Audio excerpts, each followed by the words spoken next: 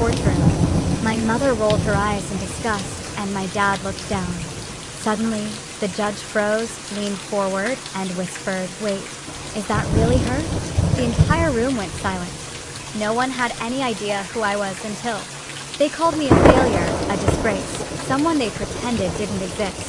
But that day, as I walked into that courthouse, I was about to prove them wrong in the most spectacular, soul-shattering way possible, and expose a truth so dark it would unravel our entire family. "Don't embarrass us," my mother hissed, her words like daggers as we stepped through the grand, imposing doors of the Omaha courthouse. "Just stay quiet and let the real lawyers handle this." I didn't even dignify her with a response. I just kept walking, the sharp click of my heels against the polished marble floor a steady rhythm of the confidence I'd spent years painstakingly building, brick by painful brick. My father wouldn't even glance my way, his gaze fixed somewhere in the distant, empty air, as if I were a permanent stain he simply couldn't bear to acknowledge. Honestly, it was nothing new. My name is Anna, and I'm 31 years old. For most of my life, I've been the family disappointment, the dropout, the failure, the one they conveniently forgot when relatives asked about their children. We were all there in Omaha, Nebraska, because my parents, those self-proclaimed pillars of the community, were trying to evict their tenant.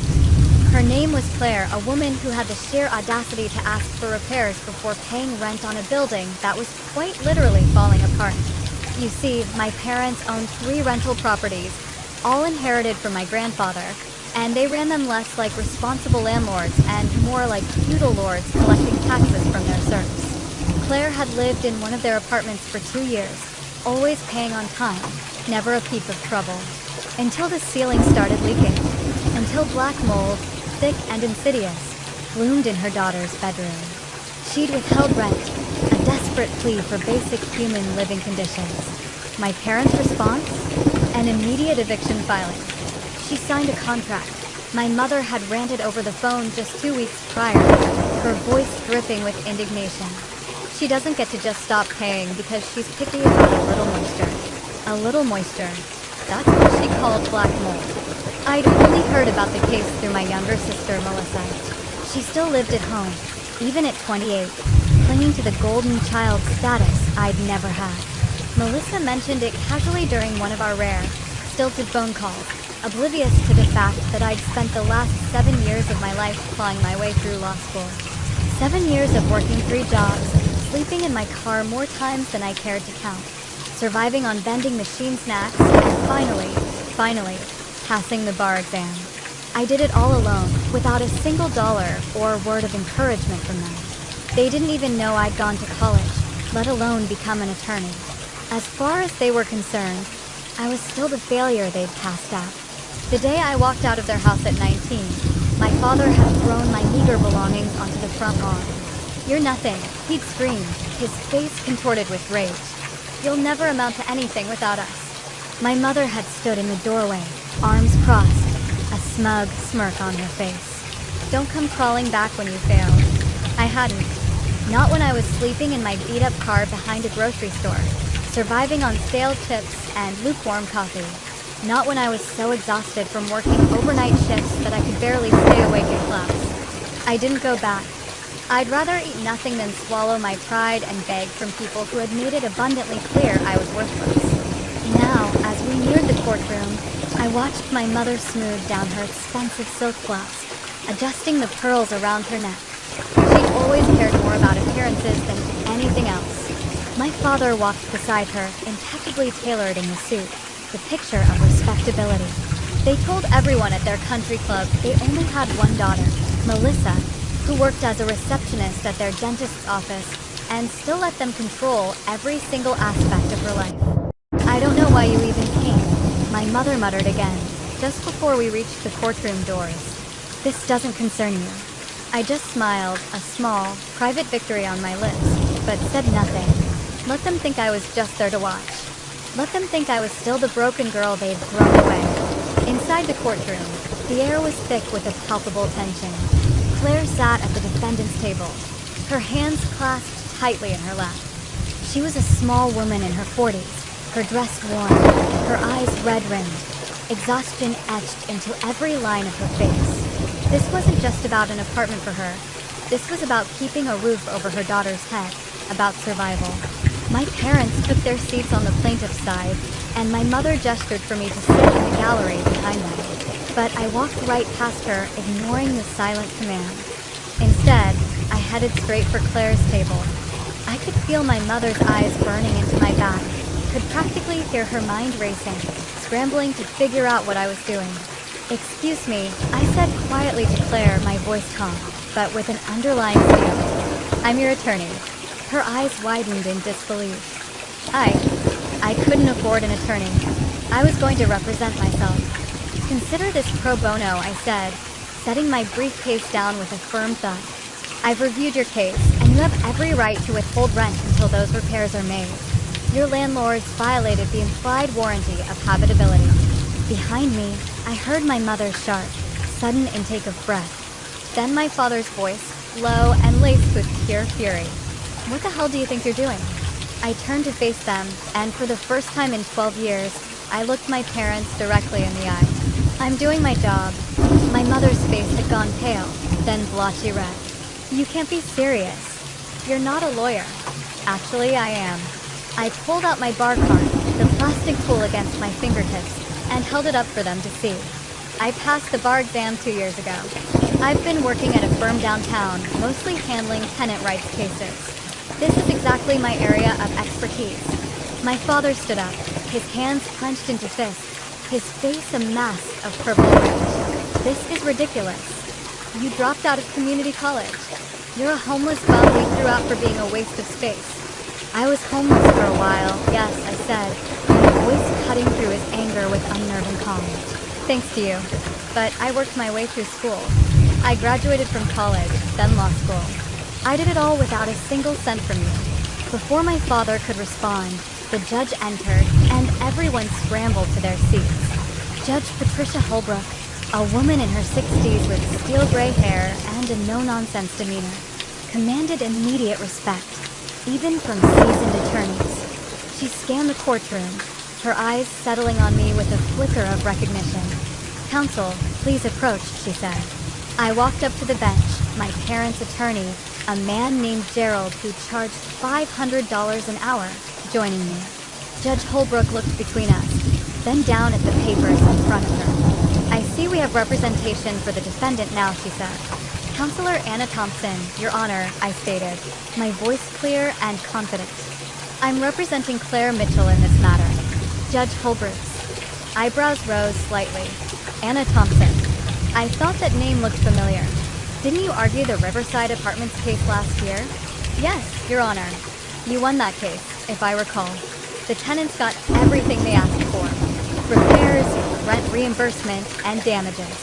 "That's correct, Your Honor." She looked at my parents, then back at me, and something almost imperceptible shifted in her expression. "This should be interesting. Let's proceed."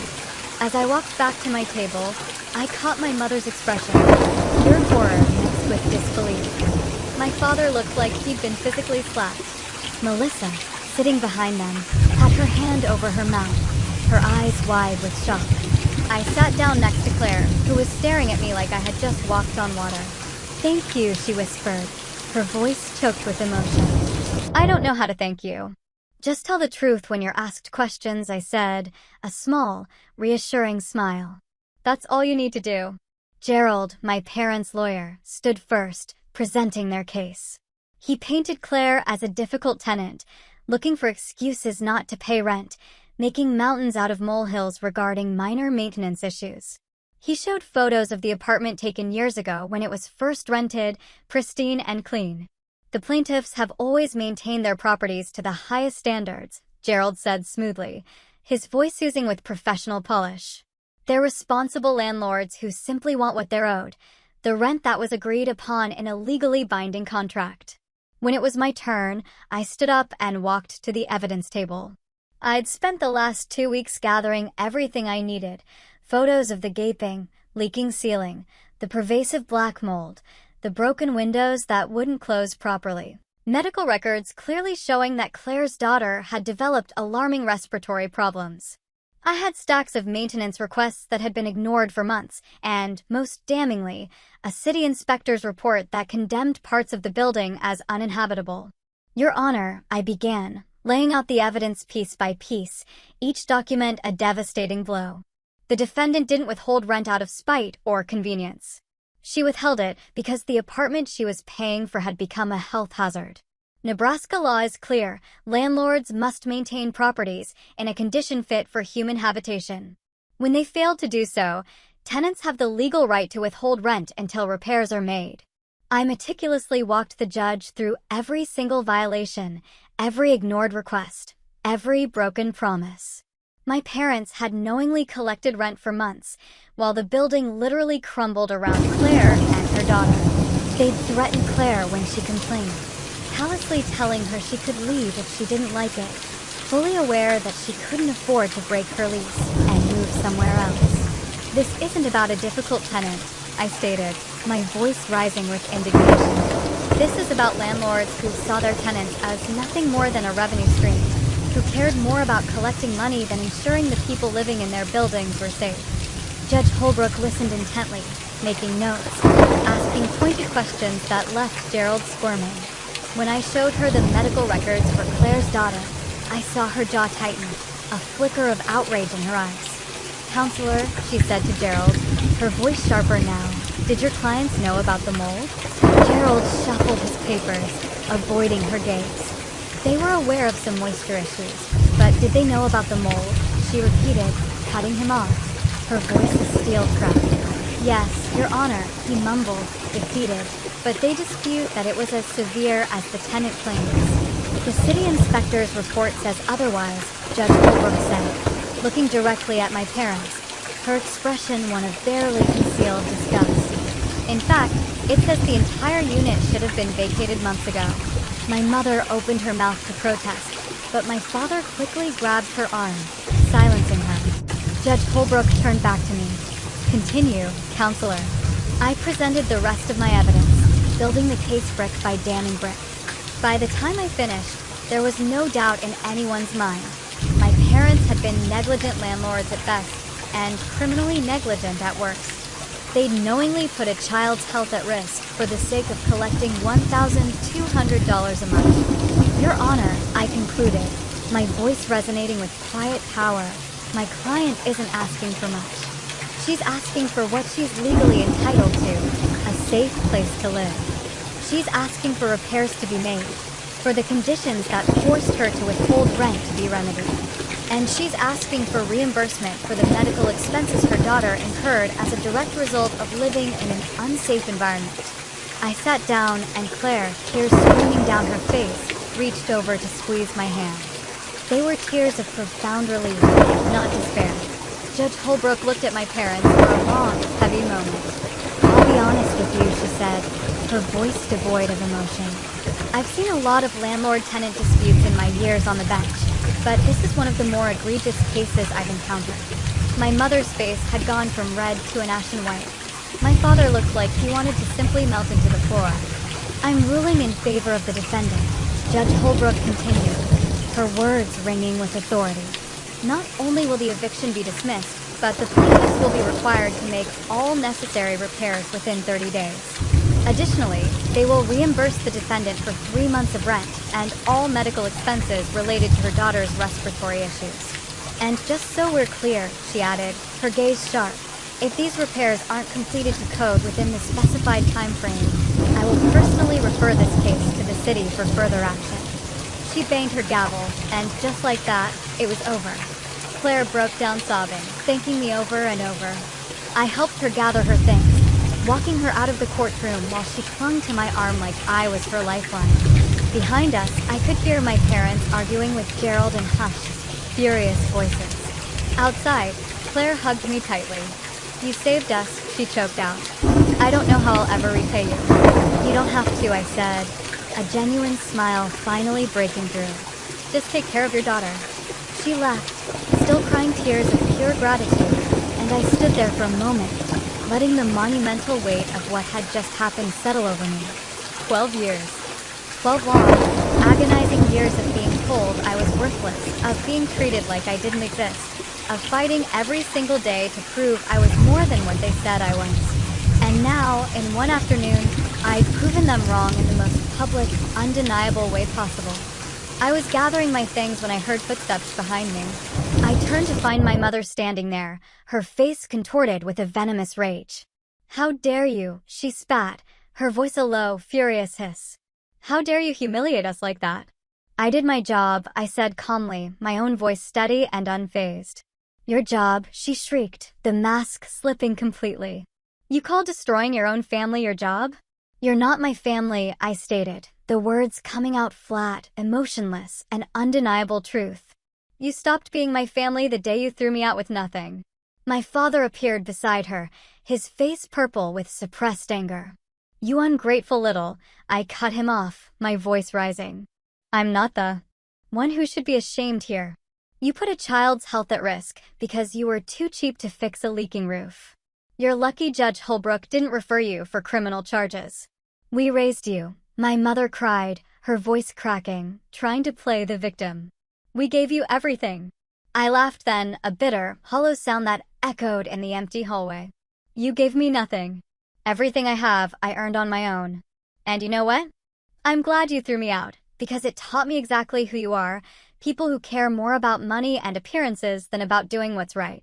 I walked past them, my head held high, leaving them standing there in their expensive clothes, their pride shattered and scattered around them. But even as I walked away, I knew this wasn't over. My mother never let anything go, and neither did my father. This was just the beginning. I drove back to my office in a daze, replaying the entire scene in my head. The look on Judge Holbrook's face when she recognized me. The horror in my parents' eyes when they realized I wasn't the failure they'd convinced themselves I was. The overwhelming gratitude in Claire's voice when she thanked me. It all felt surreal, like I was watching someone else's life unfold. The firm I worked for, Kestrel and Associates, was located in a renovated warehouse downtown. It wasn't fancy, exposed brick walls, secondhand furniture, mismatched coffee mugs in the break room, but it was home. Diane Kestrel, the senior partner, had given me my first real break after I passed the bar exam. She'd seen something in me during the interview, something that made her willing to take a chance on a woman with no connections and a resume that, frankly, included lived in a car as a legitimate gap year experience. I'd been working there for 2 years, taking on cases that bigger, flashier firms wouldn't touch. Tenant rights, workers' compensation, disability claims, the kind of law that didn't make anyone rich, but helped people who desperately needed it. Diane always said we were in the business of leveling playing fields, and I believed her with every fiber of my being. This job had given me purpose, had shown me that everything I'd suffered through had been worth it if I could use it to help others. When I walked into the office, Diane was waiting in the conference room. She waved me over, and I could tell from her knowing expression that she'd already heard about the courtroom victory. Word traveled fast in legal circles. "You did good work today," she said as I sat down, a rare smile gracing her lips. Claire called me right after court. She was crying so hard I could barely understand her, but she wanted me to know what you did for her. I just presented the facts, I mumbled, feeling a blush creep up my neck. "No." Diane shook her head, her gaze piercing. "You gave her hope. You showed her that the system could work, that people like her don't have to just accept being trampled on." "That's not nothing, Anna." I felt my throat tighten, gratitude welling up. "Thank you." But then, her expression grew serious. "We need to talk about something else. Your parents, they're not going to let this go, are they?" "No," I admitted, my heart sinking. "They're not. Do you think they'll retaliate?" "I know they will." I thought about the look in my mother's eyes, the pure, unadulterated rage and humiliation. They'll try to discredit me, try to ruin my reputation. They have money and connections. They'll use both. Diane was quiet for a moment, contemplating. "We'll deal with it when it comes. But Anna, you need to be prepared. People like your parents, when they feel cornered, they can be dangerous. Not physically, necessarily, but they'll go after everything you've built." "I know," I said, my resolve hardening. But I couldn't just stand by and watch them hurt people. Not anymore. "I understand," she said, a flicker of admiration in her eyes. And for what it's worth, I'm proud of you. What you did today took courage. After Diane left, I sat in the conference room alone, staring out the window at the Omaha skyline. The sun was setting, painting everything in shades of orange and gold. It was beautiful, but I couldn't shake the feeling that a storm was coming. My phone buzzed with a text from Melissa. Mom and Dad are furious. They're talking about suing you. Please be careful. I didn't respond. What was there to say? Of course, they were furious. Of course, they wanted revenge. That's who they were. People who couldn't stand to be challenged. Who would rather destroy someone than admit they were wrong. But I'd faced worse than their anger. I'd survived homelessness, poverty, and years of their insidious emotional abuse. Whatever they threw at me now, I could handle it. At least, that's what I told myself. As I packed up my things to leave, my phone rang. Unknown number. I almost didn't answer, but something, a gut feeling, made me pick up. Anna Thompson, a man's voice asked. Yes. Who is this? My name is Henry Bradford. I was your grandfather's attorney.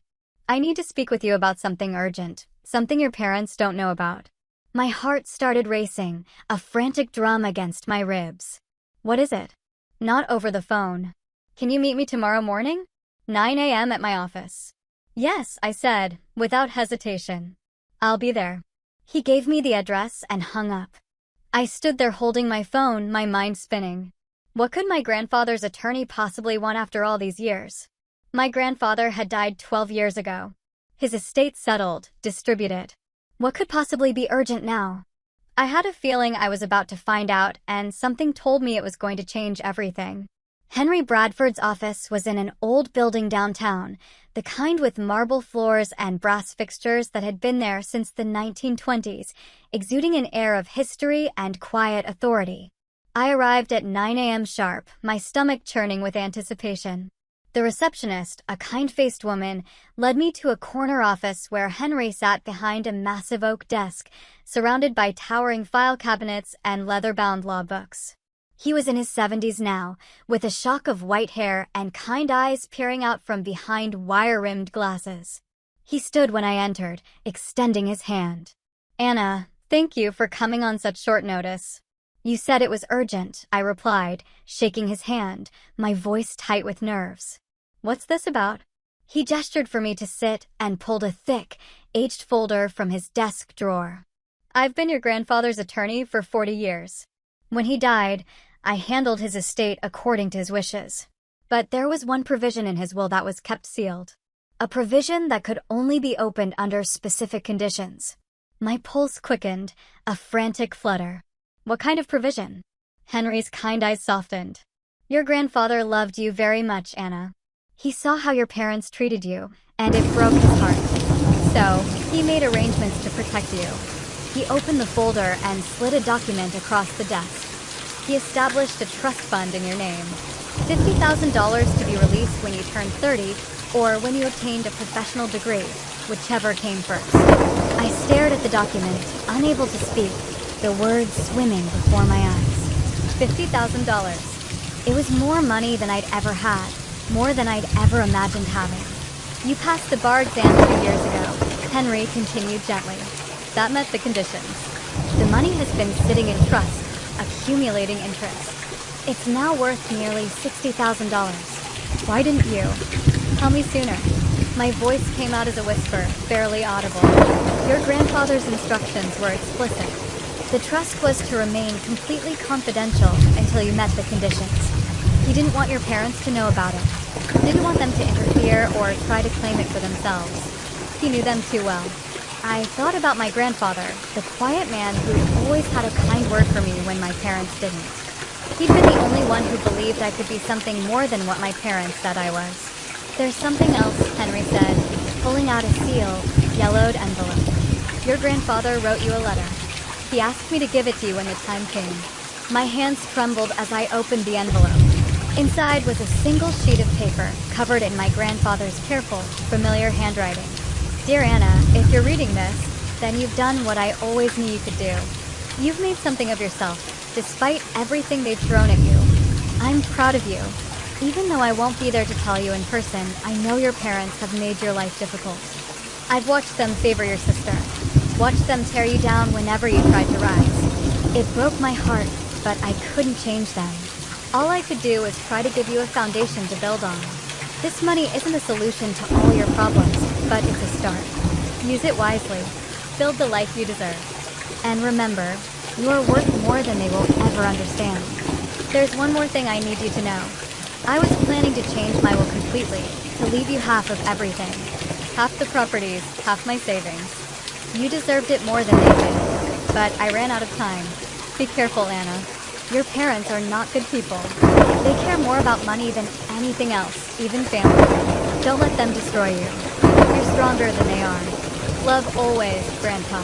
Tears streamed down my face as I finished reading, a profound sorrow mixing with an unexpected surge of love. My grandfather had wanted to give me more. He'd been planning to change his will to make sure I was truly taken care of, but he died before he could do it. There's something you should know, Henry said gently, his voice breaking through my grief. The week before your grandfather died, your mother came to see me. She was asking questions about his will, about whether he'd made any recent changes. I didn't tell her anything, of course, client privilege, but she was very persistent, very concerned about the estate. A chill, cold and sharp, ran down my spine. You think she knew he was planning to change the will? I can't say for certain, but the timing was suspicious. Your grandfather was in perfect health one week, and the next week he was dead. Heart failure, they said, but he just had a physical exam and his doctor told him he had the heart of a man 20 years younger. What are you saying? I asked, my voice barely a whisper. Henry leaned back in his chair, choosing his words carefully, his gaze unwavering. I'm saying that when someone stands to lose a significant inheritance, they might do things they wouldn't otherwise do. I'm saying that your grandfather's death was very convenient for your parents. And I'm saying that if you look closely at the circumstances, you might find some questions that were never properly answered. My mind was reeling. Was he suggesting what I thought he was suggesting? That my parents had something to do with my grandfather's death? I have no proof, Henry continued, as if reading my thoughts. Just an old lawyer's suspicions. But I thought you should know, especially now that you've gone up against them in court. They've shown you what they're capable of when their money is threatened. Imagine what they might do if the stakes were even higher. I left Henry's office in a daze, clutching the folder with the trust documents and my grandfather's letter as if my life depended on them. $60,000. It was enough to pay off the student loans I was still chipping away at. Enough to finally build a real emergency fund. Enough to finally breathe.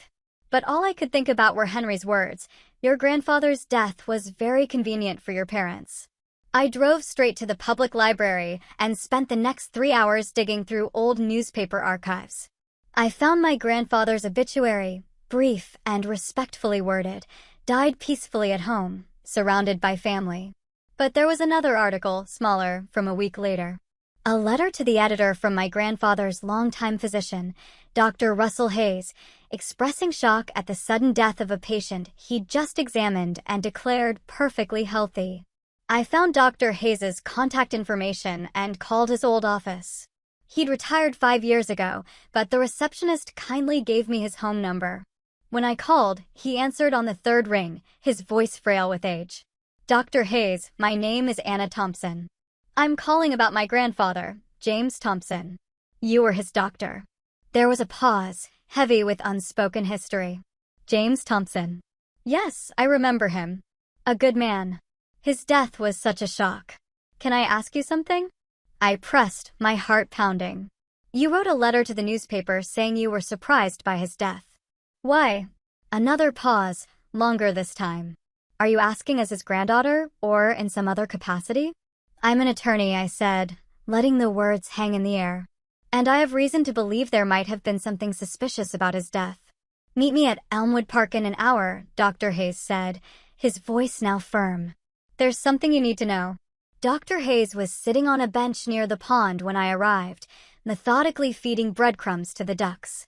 He was in his 80s now, with stooped shoulders and liver-spotted hands, but his eyes, when he finally looked at me, were sharp and alert.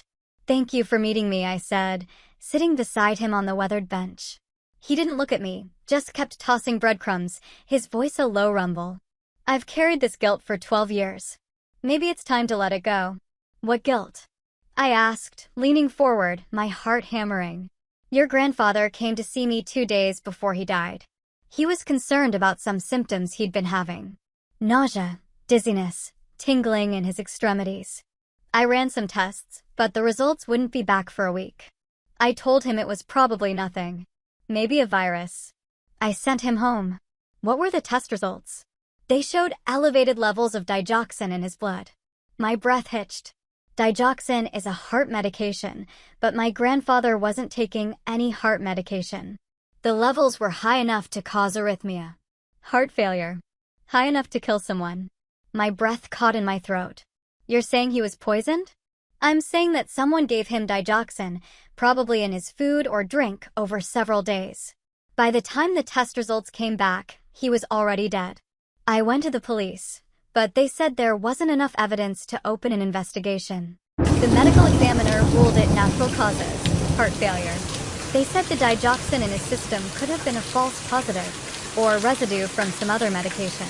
Without an autopsy showing clear poisoning, they wouldn't pursue it. Why didn't you push harder? The question, laced with accusation, escaped my lips before I could stop it. Dr. Hayes finally looked at me, and I saw a profound shame in his eyes. Your father came to see me. He said the family wanted to remember James peacefully, without the trauma of him. Investigation. He said it would destroy your grandmother to think someone had hurt him. And he offered me money. A lot of money to let it go. To accept the medical examiner's ruling and move on. You took the money. It wasn't a question. To my eternal shame, yes. I was 3 years from retirement, and my wife had just been diagnosed with cancer. We needed the money for her treatment. So, I told myself it was probably nothing, that I was seeing conspiracies where there were none. I let them bury your grandfather without answers. I felt sick, a cold dread creeping into my bones. My father had bribed Dr. Hayes to stay quiet about evidence of poisoning, which meant he knew exactly what had killed my grandfather, which meant he'd either done it himself or helped cover it up. Dr. Hayes, I asked, my voice barely a whisper, would you be willing to testify to this? To put it in a sworn statement. He nodded slowly, a newfound resolve in his aged eyes. Yes. I'm old now, and my wife passed away 5 years ago. I don't need their blood money anymore, and I don't want to die carrying this secret. If you're going after them, I'll help you. I got Dr. Hayes' statement recorded and notarized that same afternoon. Then I went straight to the district attorney's office. The DA, a sharp, formidable woman named Catherine Morris, listened intently to everything I had to say. She looked at the documents, read Dr. Hayes' damning statement, and leaned back in her chair, her expression grim. This is serious, she said, her gaze fixed on me. If what you're saying is true, we're looking at murder. But it's been 12 years. Physical evidence will be long gone. We need more than just elevated digoxin levels and a doctor's suspicions. What about motive? I asked, pushing. My grandfather was about to change his will. My parents stood to lose millions if he did. Henry Bradford, his attorney, can testify that my mother was asking questions about the will right before he died. That's circumstantial. We need something concrete. Bank records showing they were in financial trouble. Proof they purchased digoxin. Witnesses who saw them administering it. Something. I left the DA's office feeling frustrated, a cold knot of anxiety in my stomach. I had enough to raise suspicions, but not enough to prove anything. My parents had covered their tracks well, but then I remembered something.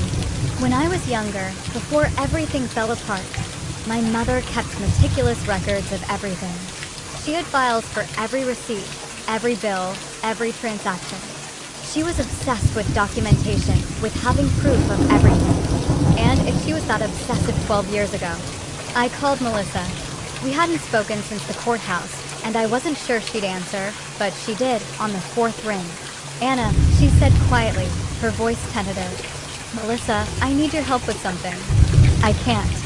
Mom and Dad are furious about the court case. They forbade me to talk to you. Melissa, I said, my voice low and urgent. I think they killed Grandpa. Silence on the other end, a heavy, disbelieving silence. Then a shaky whisper, what? I told her everything. The trust fund, Henry's suspicions, Dr. Hayes' horrifying statement about the digoxin poisoning. I told her about my grandfather's plans to change his will, about my mother's suspicious visit to Henry's office, about the bribe to Dr. Hayes. That's impossible, Melissa said, but her voice wavered, a hairline crack appearing in her carefully constructed reality. They wouldn't. They couldn't. They put a child's health at risk to save money on repairs, I countered, my voice sharp. They threw me out onto the street when I was 19. They sued me for emotional distress when I stood up to them. What makes you think they're above murder? But Grandpa, he was their father. He was also worth $2 million, and they were about to lose half of it. Melissa was quiet for a long time, the silence stretching taut between us. Then, her voice barely a whisper, she said, "What do you need from me?" Mom keeps records, right? Financial documents, receipts, everything. Does she still have files from 12 years ago? Yes. She keeps everything in the storage room in the basement. It's all organized by year. I need you to look for anything from the months before Grandpa died. Bank statements, credit card bills, pharmacy receipts. Anything that might show they were in financial trouble or that they purchased digoxin. Anna, I can't just go through their private files. Yes, you can. Because if I'm right, they murdered our grandfather for money. And they've spent the last 12 years living off that blood money while letting everyone think he died naturally. Don't you want to know the truth? Another long, agonizing silence. Then I'll look. But Anna, if I find something, if this is real, what happens to them? They go to prison, I said simply, the words cold and hard. For the rest of their lives. And what happens to me? She asked, her voice small, vulnerable. I didn't have an immediate answer for that, because if my parents went to prison for murder, Melissa would be left alone. The golden child, the favorite, the one they'd spent their lives protecting and spoiling. She'd have nothing, no family, no support, no illusions left about who her parents really were. I'm sorry, I said finally, the words heavy with a truth that transcended comfort. But the truth matters more than comfort. I'll call you tomorrow, Melissa said, her voice thin, and then she hung up. I sat in my car outside the DA's office, staring at my phone, a knot of dread and determination twisting in my gut. I just asked my sister to betray our parents, to help me send them to prison. Part of me felt guilty about it, a faint echo of the little girl who'd always craved their approval. But a larger part felt nothing but cold, unwavering determination. Because if they'd really killed my grandfather, they deserved whatever happened to them. The next 24 hours were the longest of my life. I couldn't sleep. Couldn't focus on work. I kept imagining what Melissa might find, kept playing out scenarios in my head. What if there was proof? What if there wasn't? What if Melissa changed her mind and told our parents what I was doing? But the next evening, Melissa called. I found something, she said, her voice shaking, raw with a terror I recognized immediately. Anna, I found something bad. We met at a coffee shop on the edge of town, far from anywhere our parents might see us. Melissa looked terrible, pale, hollow-eyed, like she hadn't slept either. She sat across from me and slid a worn folder across the table with trembling hands. I went through everything, she whispered, her voice barely audible. Bank statements, credit card bills, all of it. And I found these. I opened the folder. Inside were copies of credit card statements from the 3 months before my grandfather died. There were charges to pharmacies, medical supply companies, online retailers. Melissa had highlighted several entries in yellow. This one, she pointed to a charge from an online pharmacy, is for Digitalis purpurea seeds. That's foxglove. It contains digoxin naturally. You can extract it if you know how. My heart pounded, a frantic, sickening rhythm. They bought the poison. That's not all. She pulled out more papers, her hands still shaking. Look at these bank statements. 2 months before Grandpa died, their checking account was overdrawn by $30,000. They had maxed out 3 credit cards. They were drowning in debt. I stared at the numbers. The horrifying truth hitting me like a physical blow. My parents had been nearly bankrupt. They'd made bad investments, overspent, and run themselves into a financial hole. And then, conveniently, my grandfather died. And they inherited everything. There's more, Melissa said quietly. her voice laced with unspeakable horror. She pulled out a small, leather-bound notebook. I found this hidden in Mom's desk drawer. It's her handwriting. I opened the notebook. The first few pages were ordinary. Grocery lists, appointment reminders, nothing unusual. But then I found a page dated 3 weeks before my grandfather's death. Jay says he's changing the will, giving half to Anna. Can't let that happen. We'll lose everything. Need to act fast. My hands shook as I turned the page. Research shows digoxin hard to detect. Natural compound. Could look like heart failure. Jay takes tea every morning. Easy to add to tea. The next entries were dosage calculations. Chillingly precise research notes about how much digoxin would be needed to cause heart failure without being immediately obvious. The final entry was dated the day after my grandfather died. It's done. Doctors said heart failure. No one suspects. We're safe. Properties are ours. I looked up at Melissa, and she was crying silently, tears streaming down her pale face, her illusion shattered. She killed him, Melissa whispered, her voice raw with grief and horror. Mom killed Grandpa. She planned it. She researched it. She did it. And Dad must have known. He helped cover it up. I carefully photographed every damning page with my phone, my fingers still trembling. Then I looked at Melissa. Are you willing to testify to where you found these? To confirm this is your mother's handwriting. She nodded, wiping her eyes with the back of her hand. I have to. I can't. I can't protect them anymore. Not after this. Grandpa was good to us. He loved us. And they killed him for money. Melissa, I said gently, but with a warning. Once we take this to the police, there's no going back. They'll be arrested. They'll go to trial. Everything will come out. I know. Her voice was small, but steady, resolute. But it's the right thing to do. You taught me that in the courtroom when you stood up for Claire. You showed me what it means to do the right thing, even when it's hard. Even when it costs you something. I reached across the table and squeezed her hand. A silent promise of solidarity. Thank you, I said, my own voice thick with emotion. I know this isn't easy. Nothing about this is easy, she said, a sad, broken smile. But Grandpa deserves justice, and you deserve better than what they did to you. She looked at me, a flicker of genuine regret in her eyes. I'm sorry it took me so long to see that. We went to the police station together. Catherine Morris, the DA, was called in even though it was after hours. We laid out everything. The trust fund, Dr. Hayes' sworn statement, the financial records, the chilling notebook. Catherine's expression grew darker with each piece of evidence. This is enough, she said, finally, her voice grinned. We can get a warrant. We'll arrest them tonight. Tonight? Melissa's voice cracked, her face going ashen. The longer we wait, the more chance they have to destroy evidence or flee. If they realize what's happening, they might run. We need to move fast. 2 hours later, I sat in Catherine's office, watching through a monitor as police officers arrived at my parents' sprawling, meticulously landscaped house. Melissa sat beside me, gripping my hand so tightly it hurt. We watched our mother answer the door in her expensive robe, her face changing from confusion to horror as the officers read her rights. We watched our father try to bluster his way out of it, watched him be handcuffed and led to a patrol car, his bluster evaporating into a pathetic whimper. It's real, Melissa whispered, tears silently streaming down her face. It's really happening. I felt numb.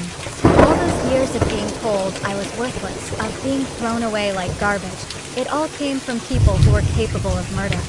People who had killed a kind old man because he wanted to make sure I was taken care of. The arraignment was set for the next morning.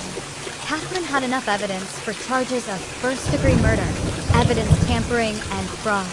The bail was set at $2 million, exactly the amount they'd received from my grandfather's life insurance policy. They couldn't pay it. They'd spent most of the money already, and their remaining assets were frozen pending investigation. My parents would sit in jail awaiting trial. The news spread fast. Within 24 hours, every local station was covering the story. Prominent landlords arrested for murder. Woman discovers parents killed grandfather. 12-year-old murder case reopened. My face was everywhere, and so was Melissa's. The press painted me as the heroic daughter who uncovered the truth and painted my parents as monsters who'd literally gotten away with murder for over a decade. The firm where I worked was flooded with calls. Some were from former tenants of my parents wanting to share their own stories of abuse and negligence. Others were from attorneys offering support. A few were from news outlets wanting interviews. But one call stood out. It came 3 days after my parents' arrest, from a lawyer representing Claire, the tenant I had defended in court. "Anna, you need to know something," the lawyer said. "After your parents were arrested, 3 other tenants came forward. They all had similar stories: unsafe conditions, threats, intimidation. But one of them, a man named Thomas, said your father threatened him last year. Told him if he didn't drop his complaints about a broken furnace, he'd end up like your grandfather. Thomas thought it was just a figure of speech, but now it sounds like a confession." I finished, my stomach churning with disgust. "Exactly. Thomas is willing to testify. This could strengthen the prosecution's case even more." I thanked the lawyer and hung up. My father had practically admitted to murder, had used my grandfather's death as a threat. The arrogance of it, the absolute certainty that they'd gotten away with it and would never be caught. It made me sick. That evening, Melissa and I met at my apartment. She'd moved out of our parents' house, was staying with a friend while she figured out her next steps. She looked lost and broken, yes, but there was something else in her eyes, too. A kind of clarity she'd never had before. "I keep thinking about all the signs I missed," she said, her voice quiet, reflective. Or maybe didn't want to see. The way they talked about Grandpa after he died, like they were relieved more than sad. The way they spent money so freely right after the inheritance came through. How they always discouraged me from asking questions about his death. "You were young," I said, reaching for her hand. "And they were your parents. You trusted them." I shouldn't have. I should have questioned things. Should have stood up for you when they kicked you out. Should have done a lot of things differently. She looked at me, tears welling in her eyes. "Can you forgive me?" "There's nothing to forgive," I said, squeezing her hand. "You were caught in their web, too, just in a different way.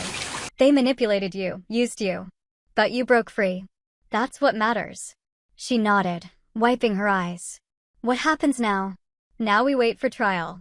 We testify. We make sure they never hurt anyone else again." "And after that?" I thought about it. After the trial, after justice was served, what would be left? Melissa and I would have each other, but we'd never have a family the way other people did. We'd never have parents we could trust. Holidays without ghosts. A past we could look back on without flinching. But maybe that was okay. Maybe we could build something new, something better. Maybe we could be the family we'd never had. After that, I said, my voice steady, we figure out how to move forward together. Melissa smiled, a fragile but genuine smile, the first I'd seen on her face in years. Together, she repeated.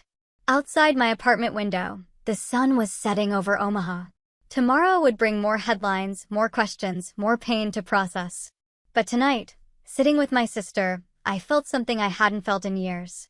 I felt like maybe, finally, things were going to be okay. The trial began 6 months later in a courtroom packed with reporters, former tenants, and curious onlookers. I sat in the front row with Melissa, both of us dressed in dark, conservative suits. Across the aisle, my parents sat with their attorney, a desperate-looking man named Frank, who'd taken their case because no one else would. My mother looked nothing like the polished woman who'd walked into the courthouse 6 months ago. Her hair had gone gray, her expensive clothes replaced with an orange jumpsuit. She'd aged a decade in jail. My father sat hunched beside her, defeated before the trial even started. Judge Holbrook presided, the same judge who'd ruled in Claire's favor. When she saw me, she gave a slight nod of acknowledgement. I nodded back. The prosecution's case was devastating. Catherine Morris laid out the evidence piece by piece, building an undeniable narrative of greed, premeditation, and murder. She presented the financial records showing my parents' desperate situation. She showed the notebook with my mother's handwriting, her chilling research into digoxin, her cold calculation of dosages and methods. Dr. Hayes testified about the elevated digoxin levels, about my father's bribe to keep him quiet. His voice shook as he admitted his complicity, as he apologized for staying silent for so long. Several jurors wiped their eyes as he spoke.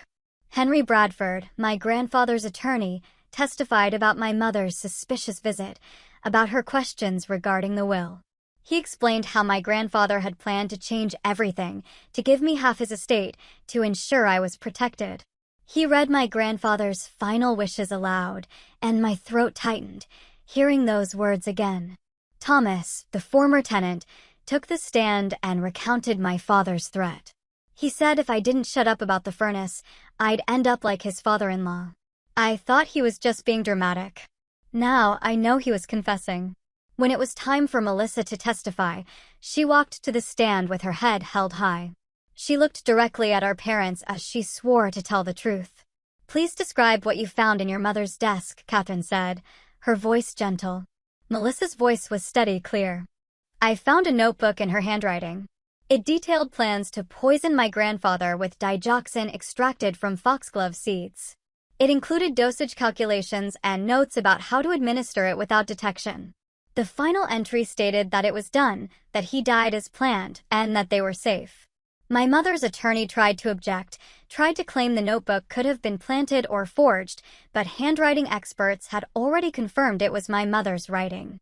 There was no disputing it. "Why did you come forward with this evidence?" Catherine asked. Melissa looked at me, a flicker of strength passing between us, then back at the jury. "Because my grandfather was a good man who loved us. He didn't deserve to die for money. And my sister didn't deserve to be thrown away like garbage because our parents were greedy.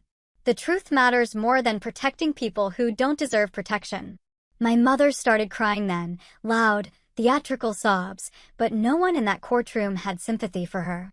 The jury's faces were stone. When it was my turn to testify, I walked to the stand feeling strangely calm. I'd been preparing for this moment for months, perhaps my entire life. But now that it was here, I felt detached, like I was watching myself from a distance. Catherine asked me to describe my relationship with my parents, and I told the truth. All of it. The favoritism, the abuse, the day they threw me out, the years of homelessness and struggle, the way they tried to destroy my career when I dared to stand up to them. "Why do you think they treated you this way?" Catherine asked, her gaze compassionate. "Because I represented something they couldn't control," I said, my voice strong. "Because my grandfather loved me, and they couldn't stand that. Because if they acknowledged my worth, they'd have to confront their own cruelty. It was easier to pretend I was worthless than to admit they'd failed as parents." My mother's attorney cross-examined me, trying to paint me as vindictive, as someone with an axe to grind. "Isn't it true that you've hated your parents for years? That you've wanted revenge since they kicked you out?" "I didn't hate them," I said, holding his gaze. "I was hurt. There's a difference. And I didn't want revenge. I wanted justice, for their tenant, for my grandfather, for all the people they'd hurt. If that happened to bring consequences down on them, that's because of their choices, not mine. But you benefit from this, don't you?" he pressed, his voice sneering. "If they're convicted, you inherit everything." "I don't want their money," I said, and I meant it with every fiber of my being. "I never did. I built my own life without them. The inheritance can go to their victims, the tenants they abused, the people they hurt. I just want them held accountable." The prosecution rested, and Frank tried to mount a defense. He called character witnesses who testified that my parents were upstanding citizens, generous donors to charity, pillars of the community, but it all rang hollow against the mountain of evidence. When my mother took the stand in her own defense, she claimed the notebook was just dark fiction, that she'd been writing a crime novel, and those were story notes. No one believed her. The trial lasted 3 weeks. When closing arguments came, Catherine stood before the jury and said simply, her voice resonating with moral clarity, "They murdered a kind man in cold blood for money. They poisoned him slowly, watched him suffer, and felt no remorse. They've spent 12 years living off blood money while his granddaughter slept in her car. Justice demands a verdict of guilty." The jury deliberated for 4 agonizing hours. When they returned, the forewoman stood, her voice clear and firm. "On the count of first-degree murder, how do you find?" "Guilty." My mother collapsed, wailing a horrifying, theatrical sound that grated on my nerves. My father sat motionless, staring at nothing. On the count of evidence tampering, how do you find? Guilty. On the count of fraud? Guilty. Judge Holbrook set sentencing for 2 weeks later. As the bailiffs led my parents away, my mother turned and looked at me. There was hate in her eyes, pure and undiluted, a stark reflection of the person she truly was. I looked back at her and, to my surprise, felt nothing. Just an immense, profound emptiness. Sentencing day arrived, cold and gray, matching the somber mood in the courtroom. Judge Holbrook looked down at my parents with an expression of profound disappointment. "I've been on the bench for 27 years, she said, her voice steady and stern. "I've seen every kind of crime, every kind of criminal, but what you did stands out for its sheer callousness. You murdered your own father, your children's grandfather, for money. You calculated the dosage, administered the poison, and watched him die. And then you spent 12 years living comfortably off his estate while your daughter, the one he wanted to protect, struggled to survive." My mother tried to speak, but Judge Holbrook held up her hand, silencing her. "You had every advantage, money, education, opportunity, and you used all of it to hurt people. Your tenants lived in squalor while you collected rent. Your daughter was thrown out to fend for herself. And your father, a good man by all accounts, was murdered in his own home. The law requires me to sentence you, but I can tell you that no sentence will ever be enough for what you've done." She looked at the papers in front of her, her voice resonating with authority. "On the count of first-degree murder, I sentence you each to life in prison without the possibility of parole. On the counts of evidence tampering and fraud, I sentence you each to an additional 15 years, to run consecutively. You will spend the rest of your lives behind bars, and that is far less than you deserve." The gavel came down with a final, echoing crash. My mother screamed, a sound of pure anguish that tore through the courtroom. My father sat silent, tears streaming down his face, his world completely shattered. As they were led away, my mother turned to me one last time, her face contorted with a final, desperate burst of rage. "I hope you're satisfied," she spat, her voice hoarse. "You've destroyed this family." "No," I said clearly, standing up so she could hear me, my voice calm, resolute. "You destroyed this family when you chose money over people, when you chose greed over love. I just made sure everyone knew the truth." She was dragged away, still screaming, and the courtroom erupted in noise. Reporters shouted questions. Former tenants cheered. Melissa grabbed my hand and squeezed it tight, her grip a silent testament to our shared journey. Outside the courthouse, Catherine Morris held a press conference. Today, justice was served for James Thompson and for all the victims of Helen and Robert Thompson's grief. This case demonstrates that no one is above the law, that wealth and status cannot protect you when you commit crimes. I want to especially commend Anna Thompson and Melissa Thompson for their courage in coming forward, for choosing truth over family loyalty. Reporters turned to me, shoving microphones in my face, a cacophony of questions. "How do you feel seeing your parents sentenced to life?" "Relieved," I said honestly, the word tasting like a bittersweet freedom on my tongue. Not happy, not triumphant, just relieved that they can't hurt anyone else. "Will you accept the inheritance?" "No. Everything they have will go to a fund for their former tenants, the people they actually hurt and exploited. That's what my grandfather would have wanted." "What's next for you?" I thought about it, looking out at the throng of faces. "I'm going to keep doing what I've been doing, helping people who need legal representation but can't afford it, making sure landlords are held accountable, trying to make the system work for people who usually get trampled by it." That night, Melissa and I went to my grandfather's grave. We hadn't been there together since the funeral 12 years ago. The headstone was simple: James Thompson, beloved father and grandfather. 1940 to 2013, we got them, Grandpa, Melissa said softly, kneeling by the cold stone, her voice thick with emotion. "They're going to pay for what they did to you." I knelt beside her, placing a hand on the weathered granite. "I'm sorry it took so long. I'm sorry you didn't get to see me become an attorney. Didn't get to see me prove them wrong. But I hope you know I never forgot what you told me. That I was worth more than they said. You were right. We sat there for a while in silence, the cold wind rustling through the bare trees, carrying away the echoes of the past. Finally, Melissa spoke, her voice breaking the quiet. What happens to us now? We're orphans, in a way. No parents, no family except each other. We build something new, I said, my gaze fixed on the setting sun. Something better. We become the family we never had. I'd like that, she smiled, a real smile this time, a beacon of fragile hope. You know, I've been thinking about going back to school, maybe becoming a paralegal, working with you at the firm. Diane would love that, I said, a warmth spreading through me. We're always short-staffed. It's strange, Melissa mused, a thoughtful frown on her face. I spent my whole life trying to be what they wanted, the perfect daughter, the obedient one. And it was all for nothing. They didn't really love me. They just loved that I was easy to control. They were incapable of real love, I said, the truth of it finally setting in.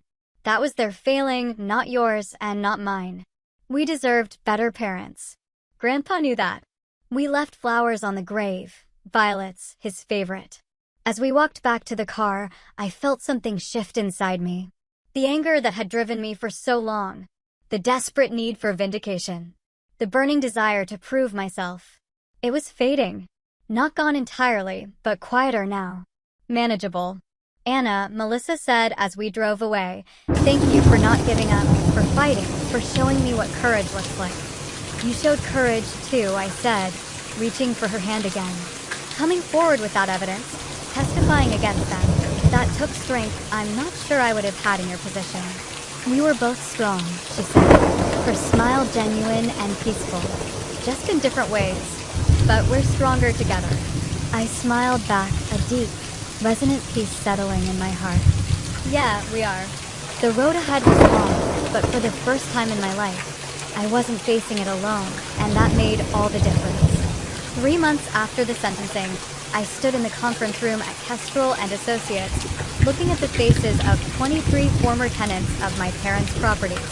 They'd all come at my invitation to learn about the restitution fund that had been established. The court has ordered the liquidation of all assets belonging to Helen and Robert Thompson, I explained, my voice steady, professional. The 3 rental properties have been sold. Personal assets, investments, everything. After legal fees and court costs, there's approximately $1.8 million remaining. That money will be divided among all verified victims, tenants who suffered due to unsafe living conditions, people who paid medical bills because of their negligence, anyone who was harmed by their actions. Claire, the woman whose case had started everything, raised her hand. How much will each person get? It depends on the severity of harm and documentation of damages, but we estimate between $30,000 and $70,000 per person. Some will get more if they can prove significant medical expenses or ongoing health issues. A man in the back stood up. That money should go to you. You're the one who brought them down. You sacrificed everything to get justice. I shook my head, a gentle smile. I didn't do this for money. I did it because it was right. This money belongs to the people they hurt. I have my grandfather's trust fund. That's more than enough. The meeting continued for another hour, with people sharing their stories, crying, hugging each other. These were people who'd been victimized and silenced, who thought no one cared about their suffering. Now they were being heard, being compensated, being vindicated. After everyone left, Diane came into the conference room. That was a good thing you did. A lot of lawyers would have taken a hefty portion as fees. I'm not interested in profiting from my parents' crimes, I said, looking out at the city. Besides, I have enough. The trust fund paid off my loans and gave me a cushion. I don't need more. Speaking of which, Diane said, her eyes twinkling, I have a proposition for you. I'm getting older, thinking about retirement in a few years. I'd like you to consider becoming a partner, eventually taking over the firm entirely. I stared at her, my mouth slightly agape. Are you serious? Completely. You're the best attorney I've ever trained. You care about the clients. You fight like hell. And you understand what it's like to be powerless. This firm needs someone like that at the helm. I don't know what to say. Say yes, Diane smiled. Think about it. We can discuss details later. That evening, I met Melissa for dinner at a quiet restaurant downtown. She'd started classes at the community college, working toward a paralegal certificate. She looked healthier than I'd seen her in years, with color in her cheeks and a light in her eyes. "How was your day?" she asked, a genuine curiosity in her voice. Surreal, I admitted, swirling the ice in my water glass. "I distributed almost $2 million to people our parents victimized, and Diane offered to make me a partner in the firm." Melissa's eyes widened. "That's incredible. Are you going to accept?" "I think so. It feels right, you know, like everything I went through led to this." "Grandpa would be proud," she said softly, a wistful smile on her face. "You became exactly who he knew you could be." We ordered our food and talked about normal things. Her classes, my cases, whether we should adopt a cat for my apartment. It felt strange and wonderful to have a normal conversation with my sister, to have a relationship not poisoned by our parents' manipulation. "I saw them last week," Melissa said suddenly, her voice dropping, the quiet moment broken. "At the prison." I sat down my fork, a jolt going through me. Why would you do that? I needed closure, I guess. Needed to see them one more time. She took a shaky breath, her gaze distant. Mom tried to guilt-trip me. Said I'd betrayed the family. Dad just cried and said he was sorry. But neither of them actually took responsibility. Even now, even after everything, they can't admit they were wrong. Some people never do, I said, a profound sadness in my voice. They're too broken, too lost in their own choices. But that's not your burden to carry anymore. I know. She smiled, a faint but determined curve of her lips. I'm not going back. That was goodbye for good this time. We finished dinner and walked through downtown Omaha, past the old courthouse where this had all started. I thought about that day 6 months ago, walking into that courtroom expecting nothing, only to change everything. I thought about my mother's disgust, my father's dismissal, the judge's surprise when she recognized me. I thought about how far I'd come from the 19-year-old sleeping in her car. From the girl told she'd never amount to anything. Do you ever wish things had been different? Melissa asked, breaking into my thoughts. That we'd had normal parents, a normal childhood? Sometimes, I admitted, looking up at the vast, star-dusted sky. But then I think about who I became because of what I went through. The empathy I have for people who are struggling. The drive to fight for justice. The understanding that systemic problems hurt real people. Would I have that if I'd grown up comfortable and privileged? I don't know. So, you're saying you're grateful for the trauma? Melissa raised an eyebrow, a flicker of her old wit returning. I laughed, a genuine, full-throated laugh this time.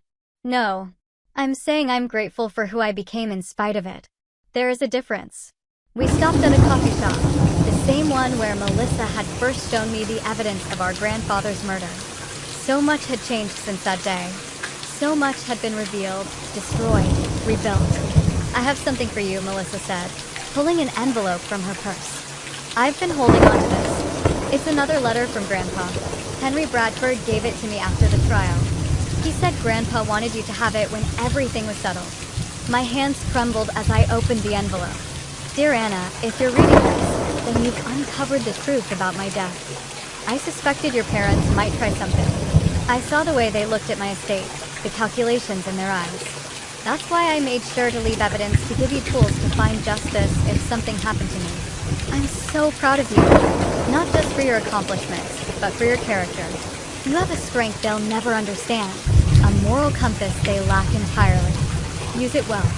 Help people who can't help themselves. Be the person I always knew you were. And remember, the best revenge is living well.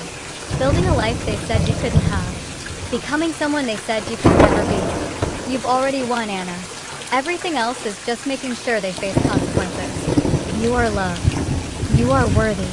You are enough. Always.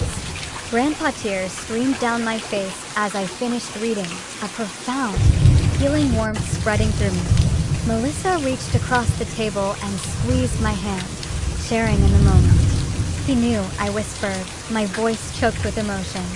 He knew what they might do, and he still tried to protect me, even after death. He loved you, Melissa said, her own eyes shining. Really loved you, the way parents should. I carefully folded the letter and put it in my pocket, right over my heart. I'm going to keep fighting, I said, my resolve renewed, unwavering. For people like Claire, like all those tenants, like everyone who gets trampled by people with power and money. That's how I'll honor him. And I'll help you, Melissa said, her voice firm. Once I get my certificate, I'll be right there with you. We'll be a team. I smiled through my tears, a genuine, hopeful smile. A team? I like that. My parents spent their remaining years in separate prisons. Their legacy, one of greed, murder, and cruelty.